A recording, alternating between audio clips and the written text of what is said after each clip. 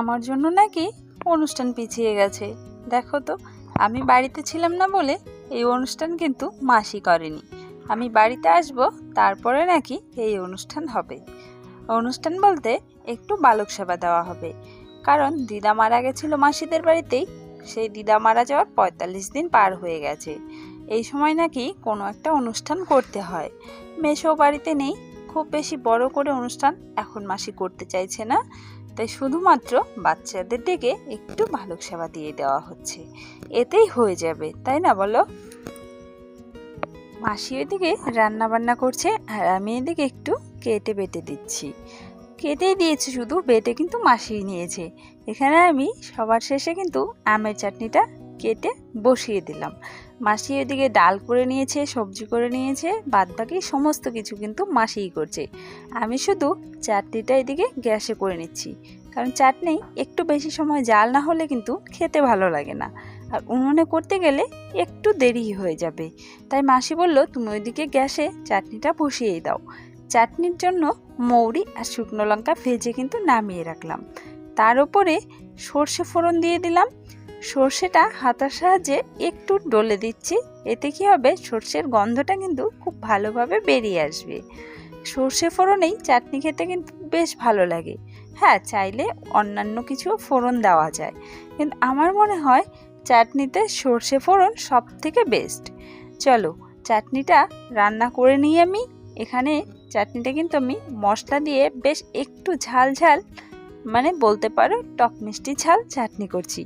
দেখো, সমস্ত রান্না বান্না হয়ে গেছে। এখানে রয়েছে পটল ভাজা, পটল ভাজার নিচে রয়েছে ডাল, মুগের ডাল, সেটা তোমাদের দেখাচ্ছি না। আর এখানে রয়েছে ঘন্ট, সব কিছু সবজি দিয়ে কিন্তু ঘন্ট করা হয়েছে। আর এইদিকে রয়েছে চাটনি, যেটা আমি করেছি। আর রয়েছে পাঁপড় ভাজা, পায়েস আর গরম গরম সাদা ভাত। এদিকে রান্নাবান্নার পর্ব কিন্তু মিটে গেছে। এখানে বাচ্চাদের নাকি মালা গাঁথতে হবে। আবদার যে ঠিক আছে চলো মালা গাঁথা যাক। গাছ ভর্তি ফুল রয়েছে, মালা গাঁথতে তো কোনো অসুবিধা নেই, শুধুমাত্র একটু ফুলটা তুলে সময় বের করে মালাটা গেঁথে নিতে হবে। এখানে দেখো বেশ অনেকগুলো মালা কিন্তু গাঁথা হয়ে গেছে। আর এদিকে 11টা বেজে গেছে। এখন বাচ্চাগুলোকে তো খেতে দিতে হবে, কারণ অনেকটাই লেট হয়ে যাচ্ছে। আর এরাই স্নান করতে করতে কিন্তু অনেকটা লেট করে ফেলেছে। দেখো, আমি সকলকে তিলক পরিয়ে দিলাম। মাসি কিন্তু যা যা নিয়মকানুন করার ছিল সমস্তটাই করে নিয়েছে। তারপর সকলকে একসঙ্গে বসিয়ে খেতে দিয়ে দেওয়া হয়েছে।